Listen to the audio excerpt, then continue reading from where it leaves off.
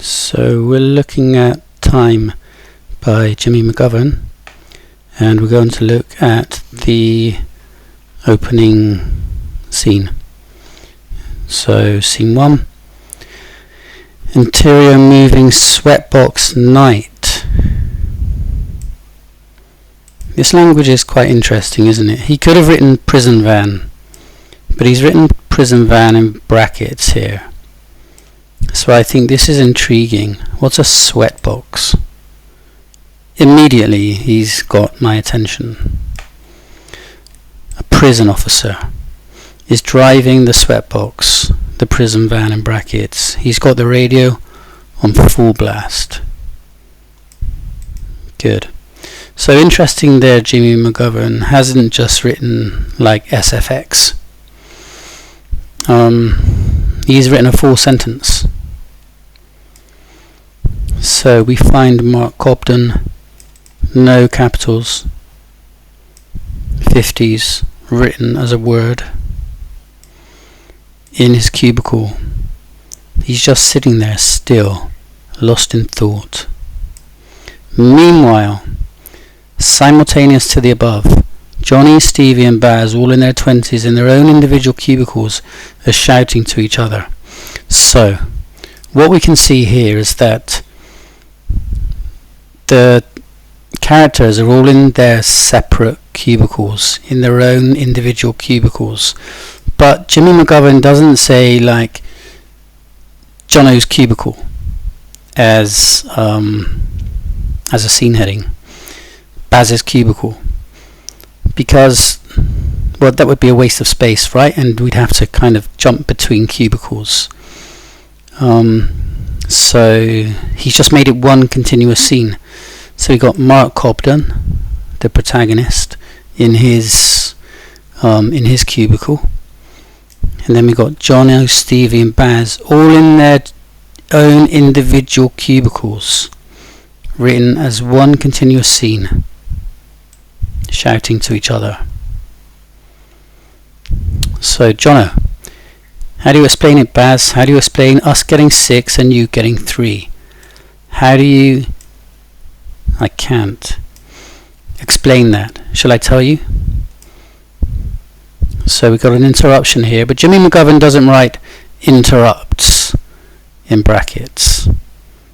It's obvious because of the ellipsis. Shall I tell you? Question. Baz, yeah. Jono, what? So this is a bit weird because it's a bit confusing. Shall I tell you? Yeah. What? Yeah, tell me. And I think this really captures the chaos of real conversation in a prison van as they're shouting to each other. I think I know what you're going to say, but tell me. Stevie, another character. You know, alright. Jono, you did a deal, mate. Baz, I didn't. So Baz is responding to this statement, denying it.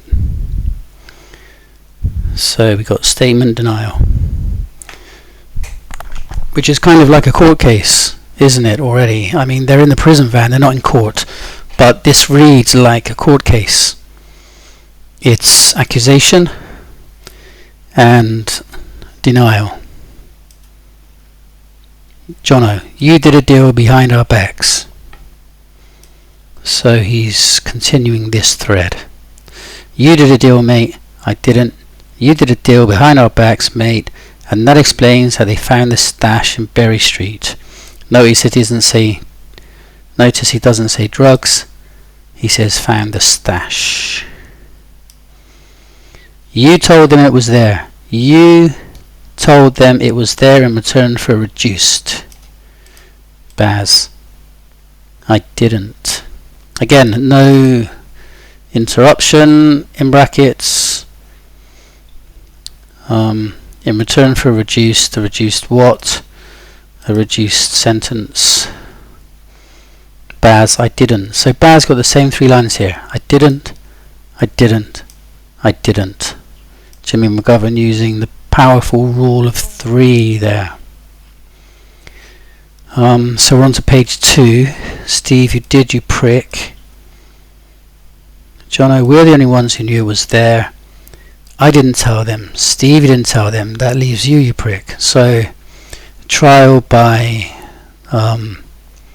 deduction, kind of, this is an investigation, and by deduction they found him guilty. Meanwhile, simultaneous to the above, Pete Irvin is banging his fist against his cubicle door. Pete, open this door, open this door, open this door. I need a slash, lad, so open this door. Open it, will ya? This is a rat hole, lad, and I'm no rat, so open this door. Open this door right now, open it now, or I'll rip it off its hinges. I'm telling you, lad, I'm going to rip it off its hinges if you don't open it right now. Back to Mark Cobden. Silent still. So notice that Jimmy McGovern isn't giving camera directions. He's not saying, we see Mark Cobden either. But he does say, we find a gully in the floor of the sweatbox. So that's interesting. But economy of words. Not we go back to Mark Cobden. But just back to Mark Cobden. Silent still. So he's the protagonist, and he's silent, and he's still, he's just listening. So we find a gully in the floor of the sweatbox. It's for urine. Jono suddenly switches to abusing Pete. Jono, stop banging on that door. Whoever you are, stop banging on the door, will you? Because you're doing me head in, right? You're doing my head in, mate. Pete, who do you think you're talking to, you knob? I'll bang you next, you prick. Never mind the door. I'll be banging you next, you knobhead. And that's the end of scene 1. Then we cut to exterior road night, the sweatbox speeding along, and then we're back to the cacophony at the end of page 2. So there you are, that's the opening scene of Jimmy McGovern's Time.